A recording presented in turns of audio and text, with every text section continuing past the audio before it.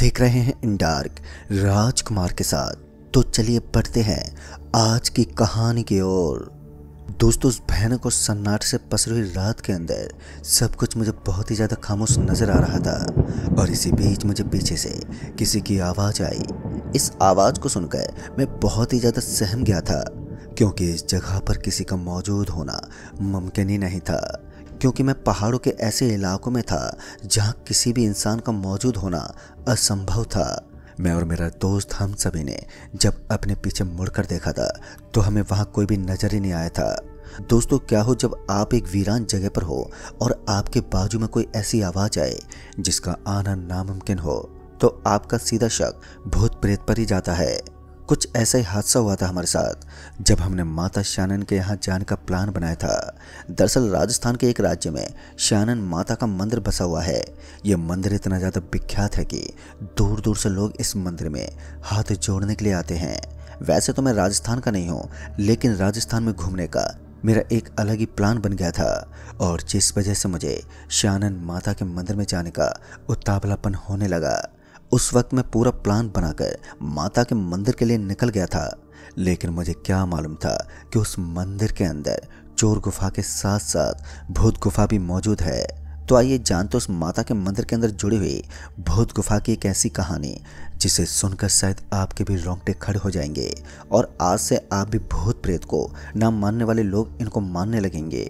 मैं और मेरा दोस्त प्रदीप, हम दोनों ने अचानक ही राजस्थान घूमने का सोचा था और फिर हम दोनों घर वालों की पूरी परमिशन लेने के बाद राजस्थान में घूमने के लिए तैयार भी हो गए थे। घर वालों ने हमें राजस्थान जाने से मना नहीं किया, क्योंकि राजस्थान एक धार्मिक राज्य है और वहाँ की परंपराएं काफ़ी ज़्यादा अद्भुत होती हैं। सच कहूँ तो राजस्थान जैसे राज्य को इस कलयुग में काफ़ी इज्जत मिलनी चाहिए। ये राज्य जितना खामोश है उतना ही ज़्यादा भयानक भी है। यहाँ जितना देवी देवताओं को सम्मान दिया जाता है उससे कहीं ज़्यादा भूत प्रेत का खौफ भी है। इस जगह में काफ़ी चीज़ें बहुत ही ज़्यादा डरावनी सिद्ध होती हैं, लेकिन मैंने कभी भी अपनी ज़िंदगी में ऐसा नहीं सोचा था कि मेरा एक दिन ऐसा भी गुजरेगा जब मैं भगवान के मंदिर में जाते वक्त भूत प्रेत से सामना कर लूँगा। हम दोनों अपनी गाड़ी लेकर उस माता के मंदिर के लिए निकले थे। जब हम लोग उस माता के मंदिर के पास पहुँचे तो उस जगह को देखकर दिल में खुशहाली होने लगी। उसे देखकर ऐसा लग रहा था जैसे एक पल के लिए मैंने स्वर्ग की प्राप्ति कर ली हो। लाल लाल रंग के पहाड़ थे और तो और काफ़ी गुफाएं थी। मैं तो उन गुफाओं को देखने के लिए यहाँ पर पहुँच गया था, वरना मेरा यहाँ पर आने का कोई प्लान ही नहीं था। मेरे दोस्त के अलावा मेरे साथ कोई तीसरा आदमी नहीं था। हम दोनों जैसे उस मंदिर के पास पहुंचे थे तो हमें काफ़ी ज़्यादा सुकून का एहसास हुआ था। लेकिन जब हमने वहां पर पहुंचकर पंडित बाबा से पूछा कि यहाँ की गुफाएं कहाँ हैं, तो उन्होंने हमें मना कर दिया कि गुफाएं तो पहाड़ियों के बाजू में हैं, लेकिन वहां पर जाना हर किसी के लिए मुमकिन नहीं है। मेरी तो एक ही राय है, आप उन पहाड़ियों की तरफ जाना तो दूर की बात है, उनकी तरफ जाने की सोचना भी मत, क्योंकि पहले भी काफ़ी लोगों ने जाने की बहुत कोशिश की थी, लेकिन वो कभी भी लौट कर नहीं आए थे। तभी मेरे दोस्त प्रतीक ने कहा, भाई मुझे लगता है हमें वहाँ नहीं जाना चाहिए। अगर पंडित बाबा कह रहे हैं तो उनकी बात सही होगी। दोस्तों, एक मैं था जो भगवान में तो विश्वास करता था, लेकिन भूत प्रेत को अंधविश्वास के तौर पर लिया करता था। मेरे दोस्त की बात सुनकर मैंने कहा, अबे यार ऐसा कुछ नहीं है, भूत प्रेत जैसा कुछ नहीं होता, ये सब कहने की बात है, दिमाग का भ्रम है ये सब। हमारे वार्तालाप होते समय उस आदमी ने हमें ये नहीं बताया था कि उस तरफ किसी भूत प्रेत का खतरा है, बल्कि वो किसी और चीज़ के बारे में ही बता रहा था, लेकिन हमने ज़्यादा ध्यान नहीं दिया। फिर मैं और मेरा दोस्त हम दोनों अब तुरंत ही वहाँ से निकल पड़े। वो पहाड़ियाँ थोड़ी नीचे थी तो हम दोनों उनके ऊपर अपने हाथ पैरों का सहारा लेकर लगातार बढ़ते जा रहे थे। डर तो लग रहा था कि कहीं बीच में ना गिर जाएं, क्योंकि बगल में एक बहुत ही गहरी खाई बनी हुई थी और उस खाई के अंदर गिरने के बाद इंसान का मरना तय था। हम अभी आगे बढ़ ही रहे थे कि हम दोनों को उसी पहाड़ी के ऊपर एक आदमी भटकता हुआ दिखा और उस आदमी को देखकर मेरे बढ़ते हुए कदम एकदम से थम गए। जब मैंने रुककर उस आदमी की तरफ देखा तो वो मुझे थोड़ा सा अजीब लग रहा था। मैंने उस आदमी से कहा, भाई साहब आप किधर से आ रहे हैं? तो उस आदमी ने बताया कि वो आदमी अभी भी पहाड़ी को चीरते हुए इधर से ही आ रहा है। मैंने उस आदमी से गुफाओं के बारे में पूछा तो उस आदमी ने कहा, बस अब उस तरफ जाने की सोचना भी मत, आप नहीं जानते वहाँ कौन सी बला रहती है। फिर एक बार मैं ऐसी बेतुकी बातों को सुनकर थोड़ा हैरान था, तो मैंने उस आदमी से कहा, देखो भाई साहब, मुझे चिढ़ाने की कोशिश मत करो, मैं ऐसी चीज़ों में बिल्कुल विश्वास नहीं करता। ये सब कहने की बातें होती हैं। मुझे सिर्फ एक बार उस गुफा को देखना है जिसे भूत गुफा का दर्जा दिया गया है। उस आदमी को मेरी बात बिल्कुल भी ठीक नहीं लग रही थी। उस आदमी ने कहा, भाई साहब 150 सालों से इन्हीं पहाड़ियों के ऊपर भटक रहा हूँ मैं। उसकी ये बात सुनकर तो मुझे हंसी आ गई और मेरी हंसी को देखकर उस आदमी ने कहा, आप अपनी जान तो खतरे में डाल ही रहे हैं, साथ ही अपने दोस्त की ज़िंदगी को भी ख़राब करने पर तुले हुए हैं। आपके लिए सही होगा कि आप यहीं से वापस लौट जाएं, वरना आपके साथ जो होगा ना उसके बारे में कभी आपने सोचा तक नहीं होगा। दोस्तों, जब इंसान की बुद्धि भ्रष्ट हो जाती है तब वो किसी की नहीं सुनता, और ऐसा ही कुछ मेरे साथ भी हो रहा था। मैं अपनी मौत को दावत देने के लिए लगातार उस गुफा की तरफ बढ़ता जा रहा था। कुछ देर तक तो मैं और मेरा दोस्त आगे की तरफ बढ़ते रहे, क्योंकि हमने फिर एक बार उस आदमी की बातों को इग्नोर कर दिया था और बिना कुछ सोचे समझे आगे की तरफ जाने लगे। कुछ दूर आगे जाते ही हमें एक हल्की सी रोशनी दिखी। पता नहीं क्यों, लेकिन उस रोशनी को देखकर ऐसा लग रहा था जैसे कि वो रोशनी किसी आग की रोशनी है। उसके बाद मैं और मेरा फ्रेंड लगातार उस रोशनी की तरफ जाने लगे। जैसे जैसे हम कदम पटक रहे थे तो वैसे वैसे हमें ऐसा लग रहा था जैसे वो रोशनी हमसे दूर चली जा रही है। बहुत ही ज़्यादा कोशिश करने के बाद भी हम उस रोशनी को पकड़ ही नहीं पा रहे थे। एक बात तो बिल्कुल पूरी तरीके से साफ हो गई थी कि ये जगह कोई आम जगह नहीं है।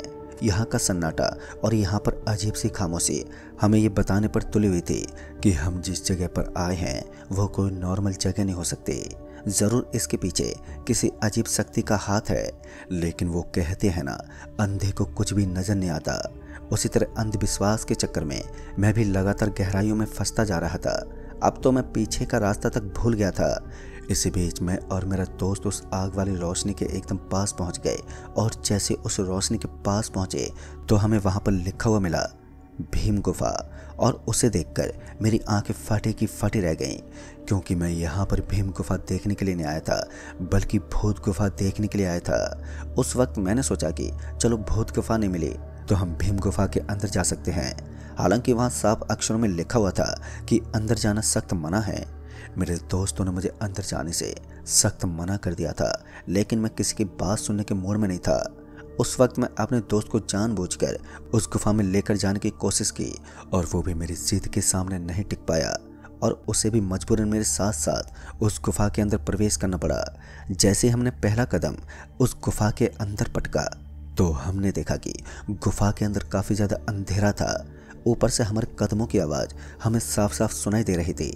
मुझे नहीं पता था कि गुफा का ये सफ़र मेरी ज़िंदगी का सबसे खौफनाक सफ़र होगा। वैसे भी वहाँ इतना ज़्यादा सन्नाटा था कि कोई वहाँ पर जाने की कोशिश तक नहीं करता था। कहा जाता था कि मीडिया वालों ने भी पहले वहाँ पर जाने की कोशिश की थी, लेकिन उन्होंने बीच में ही अपनी जान बचाने के खातिर अपने कदमों को वापस मोड़ लिया था। लेकिन आज मैं ये ठान कर आया था कि मैं वीडियो भी बना कर लाऊंगा और लोगों को दिखा दूंगा कि भीम गुफा के अंदर ऐसा कुछ भी नहीं है जो कि लोग बताते हैं। इसके बाद मुझे भूत गुफा और भी काफ़ी सारी चीज़ों को देखना था, तो मैं जल्दबाजी करते हुए अपने दोस्त को अपने पीछे पीछे ले जाकर उस डरावनी गुफा की गहराइयों में प्रवेश करने लगा। जिंदगी का एक ऐसा दिन मेरे साथ चल रहा था जो शायद मुझे बहुत कुछ सिखाने वाला था। तभी मेरे दोस्त ने चिल्लाते हुए कहा, अबे भाई वो देख सामने क्या है। जैसे उसने इतना कहा तो मैंने एकदम से अपने सामने की तरफ देखा। जैसे ही मैंने अपने सामने देखा तो मुझे वहाँ तो कुछ भी नजर नहीं आया। तभी मेरे दोस्त हंसते बोला, अबे डरपोक, तू खुद तो डरपोक है, मेरी क्या रक्षा करेगा। इतना कहकर वो ज़ोर ज़ोर से हंसने लगा। मैं थोड़ा डर गया था, इसलिए मैंने उससे कहा, मेरे को किसी चीज़ से डर नहीं लगता, समझा। भूत प्रेत ऐसा कुछ भी नहीं होता है, ये सब कहने की बात होती है। बस मैंने इतना कहा ही था कि तभी मेरे दोस्त ने मेरे कंधे पर हाथ रखा, और जैसे उसने कंधे पर हाथ रखा तो मेरा पूरा शरीर कांपने लगा, क्योंकि उसका हाथ इतना ज़्यादा ठंडा था मानो कोई बर्फ़ की सिल्ली हो। और इसी बीच मैंने पलटकर पीछे की ओर देखा तो मैंने पाया कि अब मेरा दोस्त बदल चुका था। वो इतना डरावना लग रहा था मानो वो कोई राक्षस हो। मैंने अपने दोस्त की तरफ पलट कर देखा तो उसका हुलिया तो बदल ही चुका था, साथ में उसका व्यवहार भी अब काफ़ी अजीब लग रहा था। वो अपने एक हाथ को अपने मुंह में चबाए जा रहा था। मुझे कुछ भी ठीक नहीं लग रहा था, क्योंकि अब उसका चेहरा और भी धीरे धीरे बदलने लगा। और जब मैंने उसके चेहरे को ठीक से देखा तो मैंने पाया कि वो किसी भूत की तरह बन गया था। और उसी वक्त मैं पीछे भागने के बजाय उस गुफा की गहराइयों की तरफ भागने लगा। मैं नहीं जानता था कि मुझे क्या करना चाहिए, मैं सिर्फ भाग ही रहा था कि तभी मुझे ऐसा लगा कि मेरे पीछे पीछे कोई हाँफते हुए भाग रहा है। फिर एक बार मैंने दौड़ते दौड़ते पीछे की ओर देखा तो मैंने पाया कि मेरा दोस्त अब मेरे पीछे पीछे भाग रहा था और वो पूरा पसीने से तरबतर हो चुका था।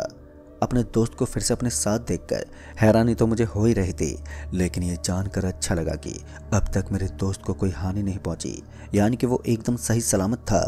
मैंने अपने दोस्त से कहा, भाई तू कहाँ चला गया था? तो उसने बताया कि जब वो उस गुफा के अंदर प्रवेश कर रहा था तो ये सब भूल गया था कि उस गुफा के आजू बाजू में एक नॉर्मल इंसान का होना नामुमकिन होता है, क्योंकि किसी महिला ने मुझे एक आवाज़ लगाई थी और वो गलती से उस महिला के पास चला गया। जैसे वो उस महिला के पास गया तो उस महिला ने एकदम से अपना रूप बदलना शुरू कर दिया और वो डर के मारे वहीं पर गिर पड़ा। तब तक मैं काफ़ी आगे आ चुका था और मेरे साथ भी एक अजीब सा हादसा हो गया। तभी मैंने अपने दोस्त से कहा, यार हम सच में किसी गलत जगह पर आ गए हैं।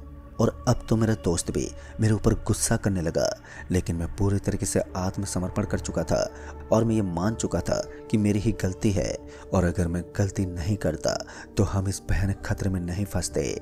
फिर मेरे दोस्त ने कहा, हम इस गुफा के अंदर जितनी आसानी से आ गए हैं ना, उससे कहीं कठिनाई से हमें इस गुफा से बाहर निकलना पड़ेगा। तभी चमगादड़ के एक झुंड ने हमारे पूरे शरीर को घेर लिया और अफरा तफरी मचाने लगी, पर मैं और मेरा दोस्त वहीं पर बैठ गए। हमने अपने सर को अपने घुटनों में दे दिया था ताकि वो चमगादड़ हमें कोई नुकसान न पहुंचा सके। उस समय मैं और मेरा दोस्त हम दोनों पूरी तरह से डर चुके थे। हम दोनों को हर एक चीज़ से अब भय महसूस हो रहा था। पता नहीं क्यों अब तो ऐसा लगने लगा था जैसे कि यहाँ से निकलना बिल्कुल भी मुमकिन नहीं है। बार बार मैं और मेरा दोस्त नई नई कठिनाइयों के अंदर घसीटते जा रहे थे। हम दोनों को तो समझ में नहीं आ रहा था कि अब हम करें तो करें क्या। तभी मेरे दोस्त ने कहा, चल हम दोनों एक काम करते हैं, इस गुफा के अंदर जाने के बजाय वापस से इससे बाहर निकलने की कोशिश करते हैं। जिस रास्ते से हम इस गुफा के अंदर आए थे ना, हम दोनों उसी रास्ते को पकड़कर वापस से इस गुफा से बाहर निकल जाते हैं। मेरे दोस्त की बात मुझे ठीक लग रही थी तो मैंने कहा, हाँ यार तूने सही कहा, हम दोनों को वापस चलना चाहिए।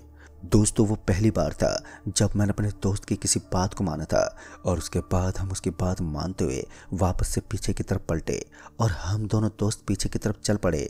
हमने ठान लिया था कि जो होगा देखा जाएगा। भूत गुफा से पहले तो हमने भीम गुफा के दर्शन कर लिए थे, जो कहीं ना कहीं उससे कहीं ज़्यादा डरावनी थी। अब हम दोनों वापस पीछे की तरफ पलटकर जा ही रहे थे कि तभी हम दोनों को ऐसा लगने लगा कि हम दोनों जो कर रहे हैं वो बिल्कुल भी सही नहीं है, यानी कि हम जिस रास्ते को पकड़ने जा रहे हैं वो रास्ता हमारे लिए बिल्कुल भी ठीक नहीं होगा। लेकिन इसके बावजूद भी हमें ना चाहते हुए भी निकलना पड़ा। दोस्तों उस वक्त हमारे जहन में काफ़ी ज़्यादा डर बैठा हुआ था कि अब हमारे साथ आगे क्या होगा और क्या नहीं। लेकिन डर को अपने दिल में रखते हुए हम दोनों बहुत ही सावधानी के साथ फूंक फूंक कर कदम पटकने लगे। किसी तरह हम दोनों दोस्त आधे रास्ते को पार करने में सक्षम हुए, लेकिन आधे रास्ते को पार करने के बाद जो हुआ वो हमारी ज़िंदगी का सबसे खौफनाक नज़ारा था, क्योंकि तभी मेरे पाँव के अंदर कोई चीज़ आकर अटक गई। वो चीज़ इतनी जल्दी आकर अटकी थी कि मुझे अब कुछ भी समझ में नहीं आया और फिर उस चीज़ ने मुझे अचानक ही इतनी ज़ोर से जकड़ लिया था कि मैं अपने पैर को हिला तक नहीं पा रहा था। मैंने अपने पाँव को हिलाने की बहुत ही ज़्यादा कोशिश की, लेकिन इसके बाद भी मेरे पैर के अंदर वो चीज़ फंसी रही। बहुत ही ज़्यादा तड़पने के बाद उस चीज़ ने मेरे पैर को अपनी तरफ खींचना शुरू कर दिया और मैंने अपने दोस्त के हाथ को छोड़ दिया। और जैसे ही मेरा हाथ मेरे दोस्त के हाथ से छूटा तो मुझे ऐसा लगा कि खतरे की घंटी बज गई है और अब मौत का समय आ चुका है, क्योंकि ये नज़ारा इतना ज़्यादा डरावना था कि मैं अपने शब्दों में बयां नहीं कर सकता। उस वक्त मेरा पूरा का पूरा शरीर बुरी तरह से कांप रहा था। तभी उस चीज़ ने मुझे एकदम से उसी रास्ते के बीचों बीच में पटक दिया और मैं वहीं पर जोर से नीचे गिर पड़ा।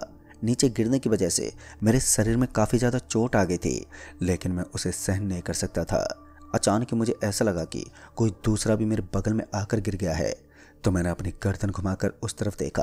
पहले तो मुझे लगा था कि ये मेरा दोस्त ही होगा, लेकिन जब मैंने गर्दन उठाकर उस तरफ देखा तो मैंने पाया कि ये किसी की लाश थी जिसका चेहरा सड़ा हुआ था। एक अंधेरी रात में एक इंसान को डराने के लिए इतना काफ़ी होता है।